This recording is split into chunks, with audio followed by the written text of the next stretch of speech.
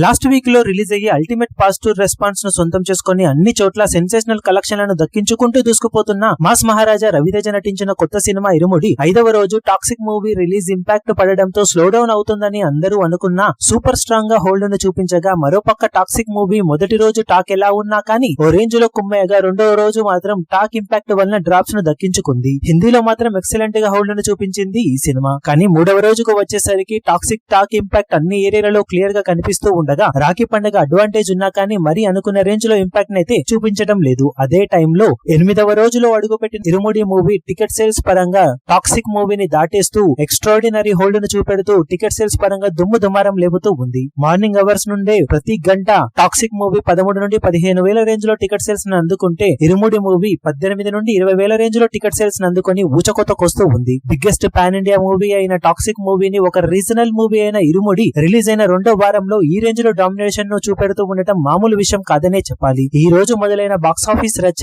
ఆదివారం వరకు non stop గా కొనసాగే అవకాశం ఉండగా, కంప్లీట్ గా వార్ వన్ వే కాబోతుంది తెలుగు రాష్ట్రాలలో. టాక్సిక్ మూవీని ఓ రేంజ్ లో దాటేసి ఇరుముడి మూవీ వీకెండ్ లో వీర విహారం చేయడం ఖాయంగా కనిపిస్తూ ఉందని చెప్పవచ్చు. మరి అది ఏ రేంజ్ కు వెళ్తుందనేది వీకెండ్ తర్వాత తేలనుంది. ఇక బాక్సాఫీస్ దగ్గర 8వ రోజు 2 సినిమాలతో పోల్చితే ఇరుముడి మాస్ ర్యాంపేజ్ మరో లెవెల్లో కొనసాగుతూ ఉండటం విశేషం.